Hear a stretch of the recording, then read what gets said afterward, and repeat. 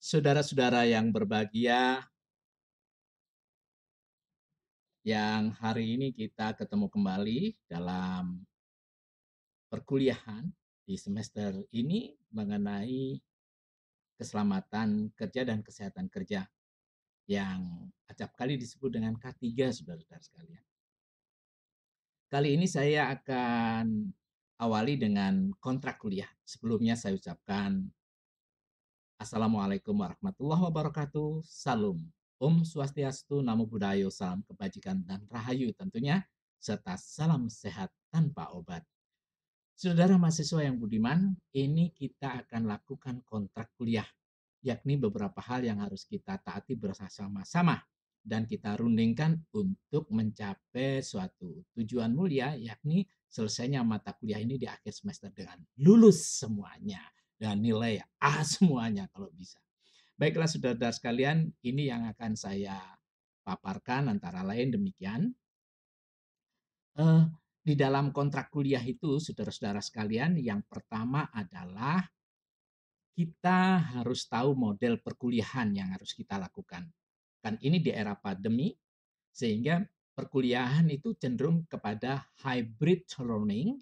Kalau bisa ada pertemuan terbatas 5 orang begitu secara bergantian, bisa saja akan kita lakukan. Untuk apa? Untuk kegiatan sebagai open forum atau mungkin ada tabungan pertanyaan yang ditanyakan ketika bertemu. Itu akan lebih bagus dan bisa terjadwalkan. Akan tetapi sangat terbatas ya, paling banyak 5 orang dengan protokol kesehatan. Tetapi ini hanya sebuah rencana, tetapi pada keseluruhannya kita akan online.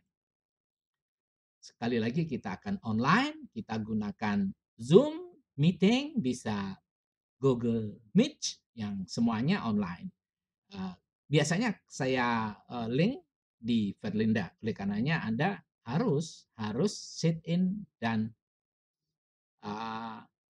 set in di Verlinda. Sekali lagi, mari kita taati bersama untuk perkuliahan itu. Jadi sekali lagi Anda wajib sit in and set in. Artinya bahwa Anda harus sering tengok, kalau bisa jagongan di situ untuk bisa menyiptakan perkuliahan dengan bagus.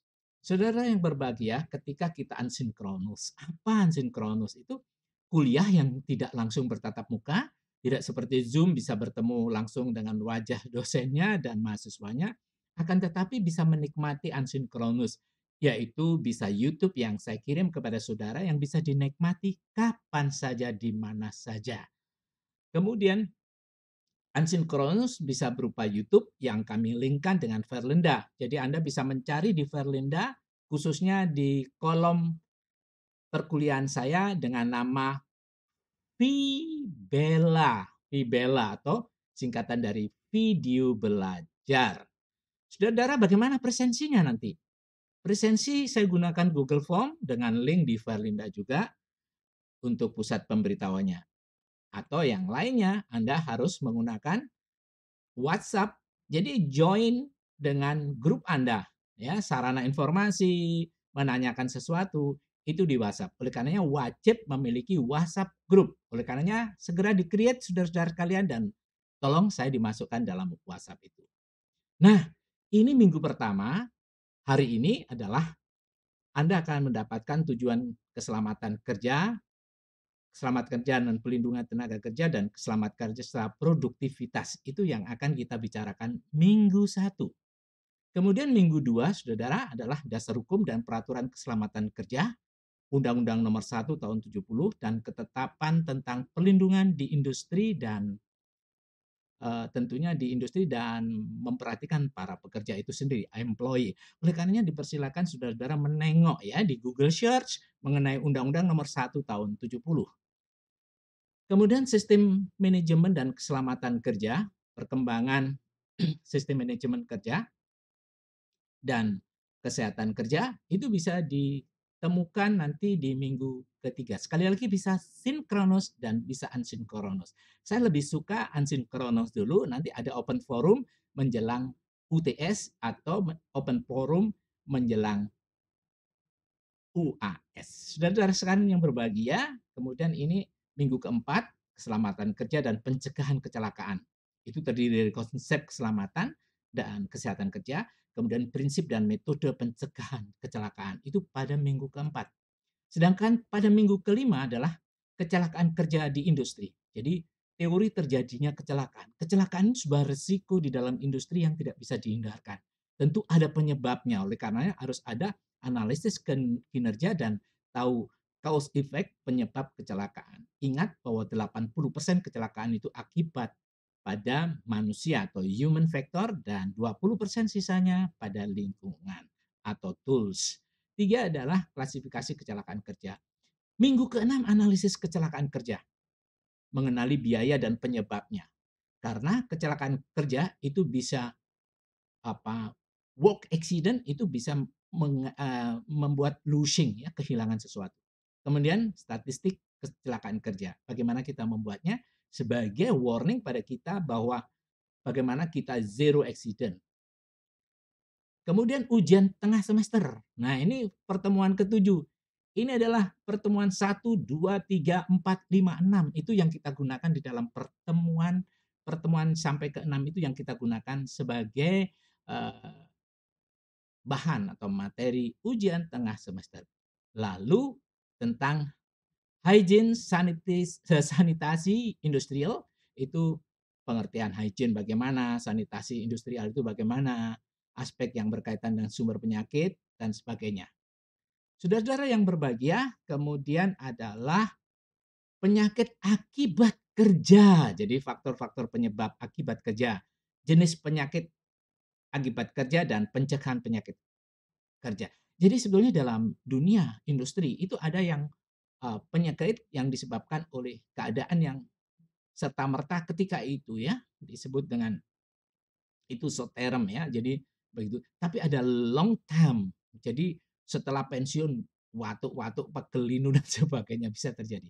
Saudara sekalian alat pelindungan diri ya. Ini APD, mata, muka, pelindungan kulit tubuh, pelindungan pernapasan, dan pelindungan pendengaran. Ini akan kita bahas di pertemuan 10, saudara-saudara. Kemudian pertemuan 11, itu keselamatan penanganan bahan kimia.